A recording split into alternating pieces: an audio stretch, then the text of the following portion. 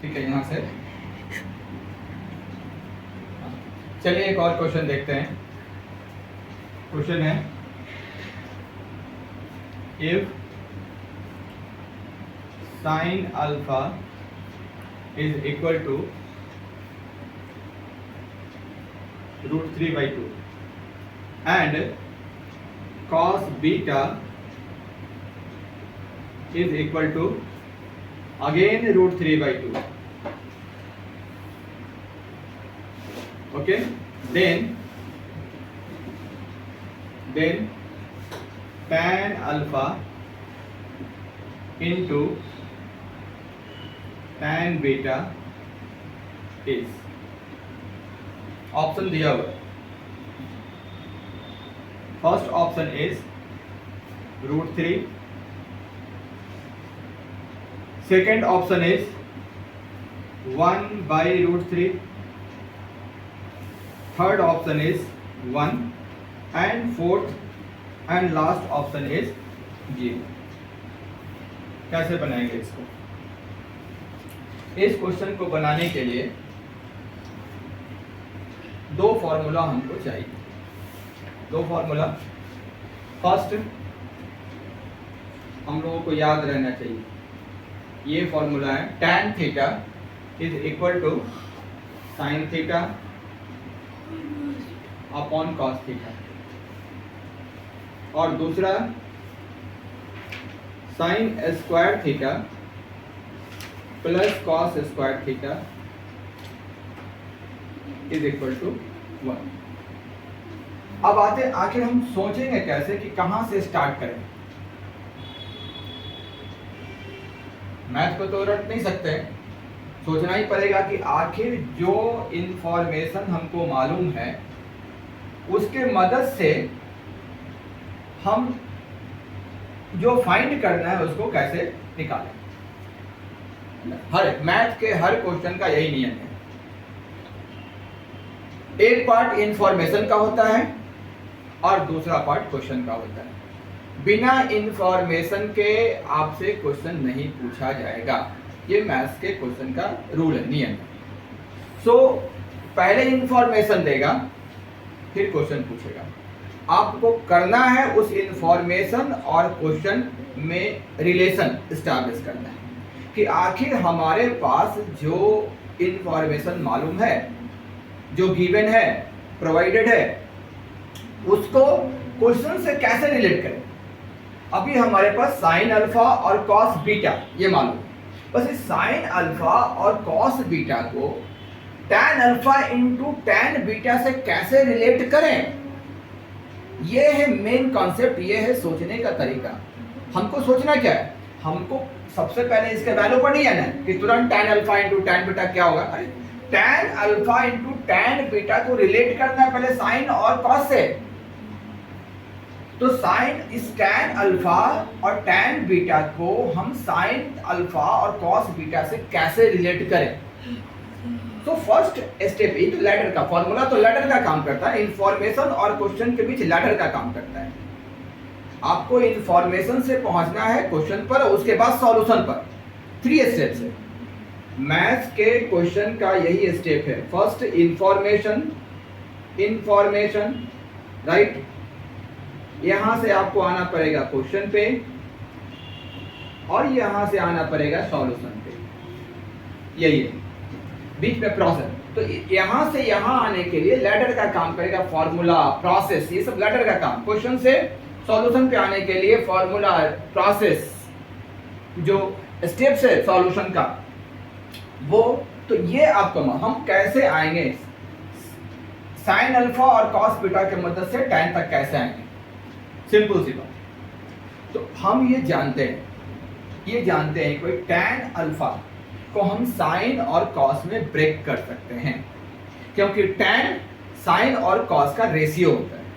So we write here, सबसे पहले यही एक स्टेप है जो हमको इस फॉर्मूला को यूज करने के लिए कॉम्पेल करेगा। कैसे? tan alpha into tan beta, इसी का वैल्यू निकालना है। धीरे धीरे सोचो, At the place of tan alpha we can write sin alpha upon cos alpha. यहाँ तक ठीक है. At the place of tan beta we can write sin beta upon cos beta. Clear? Look, sin alpha is known. Look, cos beta is known. बच क्या गया? cos alpha. बच क्या गया? sin beta. बस यहीं से अब इसको लिए. तो इसको आगे बढ़ने से पहले हम यही निकाल लेते हैं साइन अल्फा की मदद से. यहाँ तो साइन अल्फा हमको मालूम है, यहाँ पर चाहिए कॉस अल्फा. दोनों साइन और कॉस का पेयर, साइन अल्फा और कॉस अल्फा का पेयर, ये दोनों मालूम रहना चाहिए. एक मालूम है, दूसरा मालूम नहीं है. कॉस बीटा और साइन बीटा का पेयर, कॉस मालूम है, साइन नहीं मालूम है. बस दूसरा जो पेयर निकालना है तो हम निकाल लेते हैं. Cos alpha is equal to, यहाँ कॉस अल्फा अननोन है तो cos alpha is equal to क्या? 1 माइनस साइन स्क्वायर अल्फा.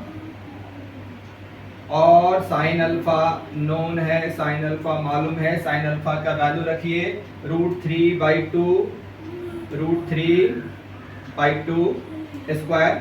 यहाँ सिंप्लीफिकेशन का स्टेप क्लियर होना चाहिए. कैसे?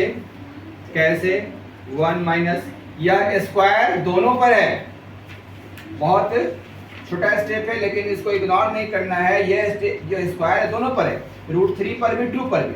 तो √3 का स्क्वायर क्या होगा? 3, और 2 का स्क्वायर क्या होगा?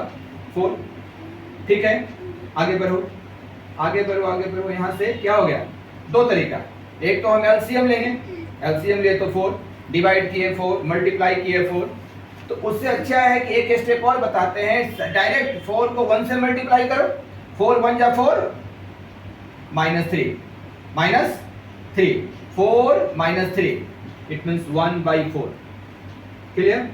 And the root of 1/4 is 1 का स्क्वायर रूट 1, 4 का स्क्वायर रूट 2, 1/2 निकल गया.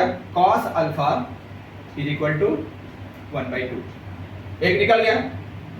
ठीक यही काम करना है यहाँ बीटा के लिए. cos बीटा मालूम है, sin बीटा निकालना है. तो sin beta is equal to same process.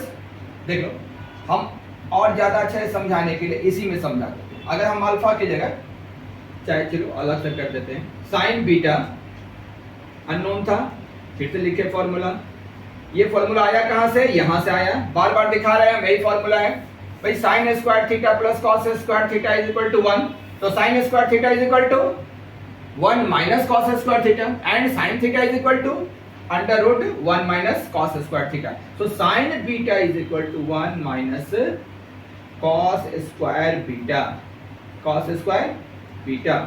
Cos beta is known. 1 minus cos beta का वैल्यू कितना? √3/2. So this will be a square of √3/2. Okay, and again this will be 3/4. 3/4. You can write here 4 minus 3, 1/4, finally 1/2 निकल गया. cos beta का value भी निकल गया. Clear? तो अब दो काम कर सकते हो. अब sin अल्फा अपन tan अल्फा का अलग से वैल्यू निकाल लीजिए, tan बीटा का अलग से वैल्यू निकाल लीजिए और दोनों को मल्टीप्लाई कर दीजिए. सिंपल सी बात है. तो यहाँ देखो क्या है कि tan अल्फा निकालना है. तो tan अल्फा क्या होता है? tan अल्फा ये होता है, ये होता है tan अल्फा का वैल्यू निकाल लिए. क्या? sin alpha by cos alpha. sin alpha का वैल्यू कितना? sin अल्फा दिया हुआ है √3/2. cos अल्फा कितना? 1/2. 2 कैंसिल, आ गया √3. tan alpha is equal to √3. अब निकालिए tan बीटा का. tan बीटा का वैल्यू निकालिए. tan beta is equal to sin beta upon cos beta. sin beta upon cos beta. sin beta का वैल्यू निकाल चुके हम लोग 1/2 अपॉन cos बीटा का value given √3/2. 2 cancel, this will be 1/√3. tan alpha is equal to √3, tan beta is equal to 1/√3. Find क्या करना है? दोनों का प्रोडक्ट. फाइंड क्या करना है? दोनों का प्रोडक्ट. मींस इसका वैल्यू √3 और इसका value 1/√3। Clear? tan alpha is equal to √3 find कर लिए, tan beta is equal to 1/√3 find कर लिए, √3 cancel, the final answer is 1। है choice? Yes, C. So the answer of this question is C, 1 final. Okay.